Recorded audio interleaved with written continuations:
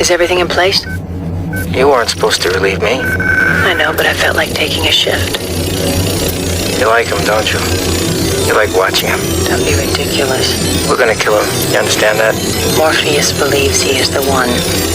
Do you? It doesn't matter what I believe. You don't, do you? Did you hear that? Hear what? Are you sure this line is clean? Yeah, of course I'm sure. I better go.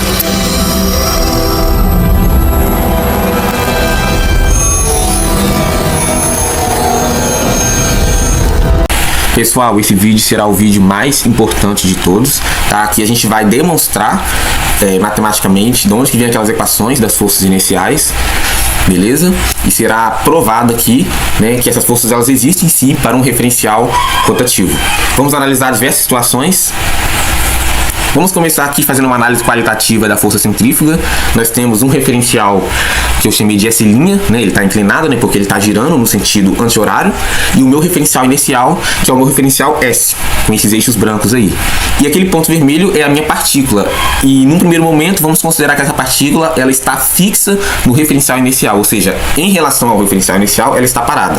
Beleza? Logo, se o referencial S' gira no sentido anti-horário, então a partícula gira no sentido horário quando vista do referencial não inicial. Ou seja, de S', a partícula está girando no sentido anti-horário, que é o sentido oposto. A força total no referencial inicial é nula, porque a partícula é fixa, né? Então a soma de todas as forças é zero, ela está em equilíbrio estático. Enquanto que no referencial girante, ela gira no sentido horário. Portanto, eu tenho uma velocidade ali tangencial de rotação, velocidade linear de rotação, certo? E eu também tenho uma força centrípeta. Essa força centrípeta a gente define como sendo a força centrífuga, né? Ele é um movimento aparente visto do referencial S'. Por quê? Porque os eixos de S' estão girando, tá? Portanto, essa velocidade linear de rotação ela é uma velocidade fictícia e, consequentemente, a força centrípeta também é fictícia, que é a nossa força centrífuga, né? Por isso que a gente chama de pseudo-força, tá? Porque são forças fictícias, não são forças físicas, que descrevem movimentos físicos, movimentos reais. Agora nós iremos demonstrar as forças iniciais. Vamos considerar, inicialmente, dois referenciais, né? S e S'. O meu referencial S' vai ser o meu referencial girante, enquanto esse ponto vermelho vai ser a minha partícula. Tanto em S quanto em S', se eu colocar um vetor de posição ali, ele vai me dar o mesmo ponto no espaço. Tanto em S quanto em S', então o ponto ele é o mesmo. Lembrando que S' está girando no sentido anti-horário, com uma velocidade angular constante ômega. Escrevendo o vetor de posição, temos que o ponto xy vai ser igual ao ponto x', y', né? Porque a origem é a mesma, então o vetor de posição em ambos os referenciais vão parar no mesmo ponto. Utilizando a notação de vetores unitários, temos que R vai ser igual a xi mais yj, e R' vai ser igual a x' vezes I' mais y' j'. Onde I e J aqui são os vetores unitários, tá? Assista um vídeo aqui na descrição que eu vou deixar sobre os vetores unitários, para quem nunca ouviu falar, para quem não sabe o que é. Vamos derivar agora o vetor de posição em relação ao tempo, tá? Utilizando aí a regra do produto, nós obtemos essas duas expressões. A derivada parcial de R em relação ao tempo vai ser essa expressão aí em cima, e a derivada de R' em relação ao tempo vai ser a expressão abaixo. Vamos considerar que se R é igual a R', então se eu derivar, então a derivada parcial de R em relação ao tempo também vai ser igual à derivada de R' em relação ao tempo, certo? É uma derivação implícita que eu estou fazendo ali. Derivação, para quem não sabe, é a taxa de variação do tempo, tanto de R quanto de R'. E vamos levar em conta também que no referencial inicial, a variação temporal dos vetores unitários é nula. Lembra que o referencial inicial, os eixos são fixos, não tem rotação de eixo no referencial inicial. Então os vetores unitários de J, eles estão parados. No entanto, o vetor I' e J' estão girando, tá? Então isso aqui não vale para o vetor I' e J', só para o vetor I e J, que são os vetores unitários do meu referencial inicial, então o meu referencial S. As derivadas parciais são iguais, e eliminando das equações ali a variação temporal, né, dos vetores I e J, eu obtenho essa expressão aí. Vamos definir agora a velocidade da partícula no referencial inicial. Assistam aqui o vídeo na descrição que eu vou deixar falando sobre vetor tangente, vetor velocidade. Vocês vão entender que a velocidade de uma partícula que se move no plano ou no espaço nada mais é do que a derivada do seu vetor de posição. Então, a derivada parcial de R em relação ao tempo, como R é um vetor de posição em relação ao referencial inicial, então ele vai me dar a velocidade no referencial inicial. Equivalentemente, a derivada parcial de R' em relação ao tempo vai ser o vetor V'. No entanto, velocidade é taxa de variação da posição. Então eu vou considerar apenas aqui a taxa de variação do ponto, né? O tanto que x está variando e o tanto que y está variando no tempo. Tá? A rotação dos eixos aqui não vai ser levada em conta na equação ali da velocidade. Então a velocidade, ela é o tanto que aquele ponto está variando no espaço. Então ela é a variação temporal de x e y. É só isso que eu vou levar em conta aqui. Reescrevendo as equações, temos que a velocidade no referencial inicial vai ser igual o V', que é a velocidade no referencial girante, mais esse último termo que leva em conta ali a rotação dos eixos, né, I' e J', que são os vetores unitários ali do meu referencial girante. Vamos aplicar essa seguinte propriedade. Toda vez que eu tenho um vetor que gira, né, por exemplo ali o I', ele está girando, certo? A taxa de variação temporal de I' vai ser justamente igual ao produto vetorial de I' com o meu eixo de rotação, que é o ômega. O ômega ele é o eixo de rotação, né, que é o eixo onde esse I' está girando. O mesmo vale para J'. J' também está girando em torno de ômega, né? Então, a derivada parcial de J' em relação ao tempo vai ser produto vetorial entre J' e o ômega, que é o eixo de rotação. Aplicando essas condições, obtemos então as equações das velocidades. V vai ser igual a V' mais esse produto vetorial, que é ômega vetorial R. Então, após derivar aquela expressão da equação das velocidades, obtemos a aceleração total vista do referencial inicial, que é a aceleração A, certo?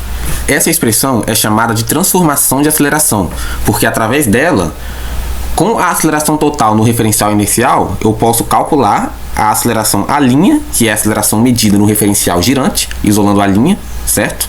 E com a aceleração total no referencial girante, ou seja, com a linha aqui, eu consigo obter a aceleração total no referencial inicial.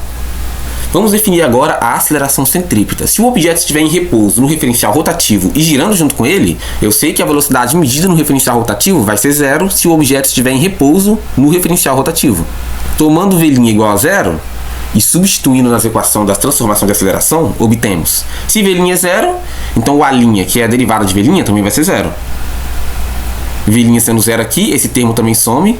Então o A vai ser a aceleração centrípeta, vai ser igual a ômega vetorial R', ou o módulo da aceleração centrípeta vai ser menos ômega ao quadrado vezes R'. Então a aceleração centrípeta, ela aponta radialmente para dentro.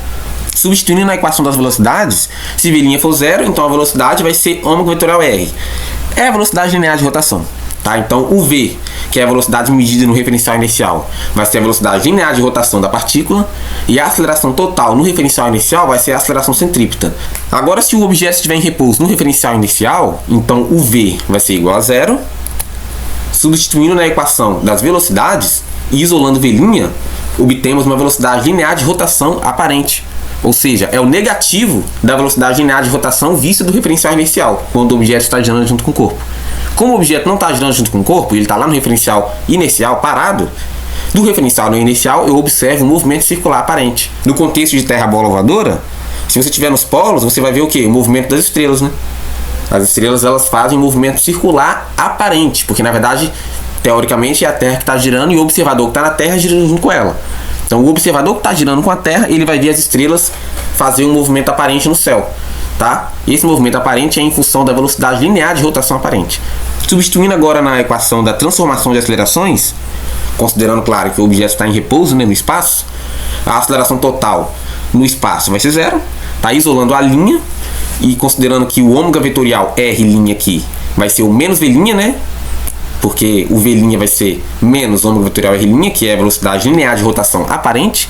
Então, fazendo essa substituição aqui, eu consigo obter a aceleração total no referencial girante como sendo a linha. Lembra que as estrelas descrevem um movimento de rotação aparente? Rotação aparente das estrelas? Todo movimento de rotação, ele precisa de uma aceleração centrípeta, né? Então, se um movimento de rotação é aparente, tem uma aceleração centrípeta aparente. Essa aceleração centrípeta aparente, vista do referencial girante, é o que a gente chama de aceleração centrífuga. O pessoal faz uma confusão com esses termos, né? A gente vai explicar depois por que eles fazem tanta confusão assim. Mas basicamente a aceleração centrífuga é isso. A aceleração centrífuga é uma aceleração centrípeta aparente. Se eu considerar agora que o objeto se move em relação ao referencial girante, ou seja, ele é diferente de zero, beleza? No referencial inicial eu tenho ali a aceleração centrípeta, ou seja, o objeto está girando junto com o referencial rotativo. E na medida que ele gira com esse referencial rotativo, ele também possui uma velocidade V' não nula. Tá? Então ele se move em relação a esse referencial. né? A gente vai cortar esse termo da aceleração centrípeta dos dois lados. Isolando a linha, obtemos o termo menos 2 vezes ômega vetorial V'. Esse termo é o termo da aceleração de Coriolis no referencial girante. E ele significa uma rotação aparente do vetor velocidade em torno do vetor eixo de rotação. Certo? Então, do referencial girante vai ter uma deflexão aparente da trajetória do corpo. Porque o corpo ele faz uma trajetória, né, com a velocidade V'. E esse vetor V', ele aparentemente vai sofrer uma deflexão, uma mudança de direção aparente, né, graças a esse termo aí da aceleração de Coriolis. Agora, quando o objeto ele é corrotativo com o referencial girante, né, o que acontece? Se eu considerar que o objeto está acelerando no referencial girante, então a aceleração total vai ser o A', que representa o aumento do módulo de V', né, já que ele está acelerando, mais o termo que representa o arrastamento, né, do vetor velocidade em torno do eixo de rotação, tá? V' gira em torno de ômega, e a aceleração centrípeta, né, que é o arrastamento ali mesmo da posição, né, da velocidade linear do corpo, tá? Considera agora um carro acelerado no referencial girante. Um carro acelerando na superfície da Terra, por exemplo. O V' aumenta, tá? O módulo dele. O V' gira em torno de ômega. O vetor velocidade do carro está girando em torno do vetor eixo de rotação da Terra.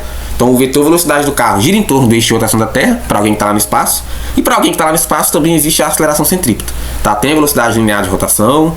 Esse vetor velocidade linear de rotação, que é o ômega vetorial R', gira em torno do eixo de rotação da Terra também, tá? Assim como o próprio V', que é a velocidade do carro. Então, a aceleração de Coriolis no espaço inercial é a aceleração de Coriolis positiva, certo? Que representa o arrastamento do objeto em movimento, o vetor V' girando em torno do eixo de rotação.